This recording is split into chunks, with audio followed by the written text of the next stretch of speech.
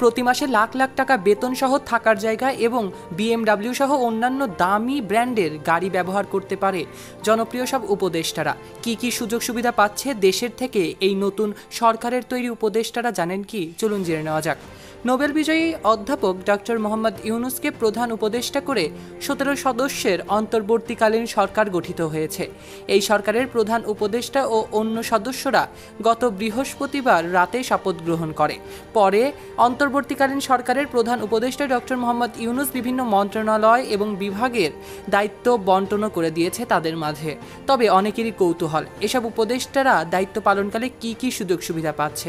2011 সালে পঞ্চদশ সংশোধনীর মাধ্যমে তত্ত্বাবধায়ক সরকার ব্যবস্থা বাতিল করায় বিদ্যমান সংবিধানে তত্ত্বাবধায়ক সরকারের প্রধান উপদেষ্টা ও উপদেষ্টাদের বেতন ও সুযোগ সুবিধার বিষয়ে সুনির্দিষ্টভাবে কিছু বলা নেই। তবে প্রধানমন্ত্রীর সমান পদমর্যাদায় দায়িত্ব পালন করবেন প্রধান উপদেষ্টা, আর মন্ত্রীদের সমমর্যাদা পাবেন সকল উপদেষ্টা সমূহরা।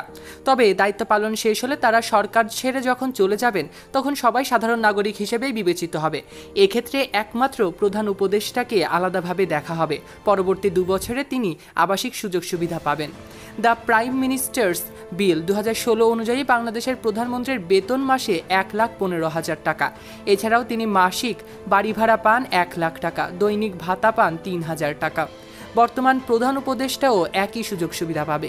প্রধানমন্ত্রীর মাসিক বেতন ছাড়াও যাতায়াতের খরচ, বাড়ি ভাড়া, ডেইলি অ্যালাউন্স, ইন্স্যুরেন্স সুবিধা, কূটনৈতিক পাসপোর্ট, নিজের দফতরে ও অন্য টেলিফোন ব্যয়, চিকিৎসা সেবা সহ আরও অনেক সুযোগ সুবিধা পেয়ে থাকে সরকার প্রধান, যার পুরোটাই দেয় রাষ্ট্র। নতুন সরকারের প্রধান উপদেষ্টার জন্য একই সুযোগ সুবিধা বিবেচ্য হয়েছে। বাংলাদেশের প্রধানমন্ত্রীরা সাধারণত নির্বাচিত হওয়ার পর থাকার জন্য একটি সরকারি বাসভবন পান।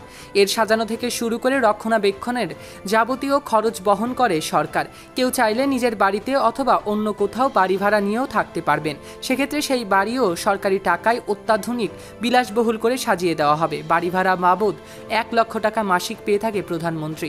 প্রধানমন্ত্রীর মতো প্রধান উপদেষ্টাকেও বিদ্যুৎ বিল, গ্যাস বিল, টেলিফোন বিল, পানির বিল, যত খরচই হোক না কেন সব বহন করবে রাষ্ট্র। এছাড়াও নানা ধরনের সুযোগ সুবিধা পেয়ে থাকে রাষ্ট্রপ্রধান বা এই প্রধানমন্ত্রী পদে থাকা প্রধান উপদেষ্টা।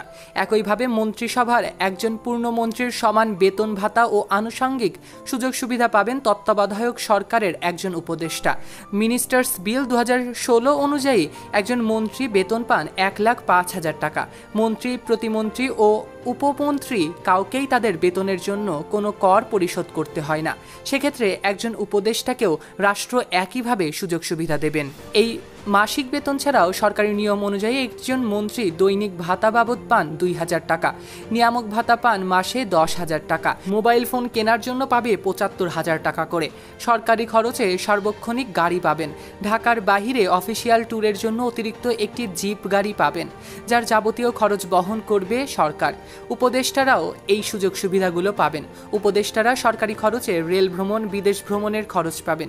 বিদ্যমান আইন অনুযায়ী সরকারের একজন পূর্ণমন্ত্রী বিনা ভাড়ায় সরকারি একটি বাসভবনে থাকার সুযোগ সুবিধা পান। এছাড়া তার বাসায় গ্যাস, বিদ্যুৎ, পানি, টেলিফোন সহ যাবতীয় যত বিল আছে সেগুলো কোনো কিছুই দিতে হয় না তাকে, সব সরকার দিয়ে থাকেন। এছাড়াও বিভিন্ন খাত থেকে অর্থ উপার্জন করে থাকে প্রধান উপদেষ্টা সহ অন্যান্য উপদেষ্টারা। সৈকত আহমেদ নূর, সেলিব্রিটি লাইফলাইন।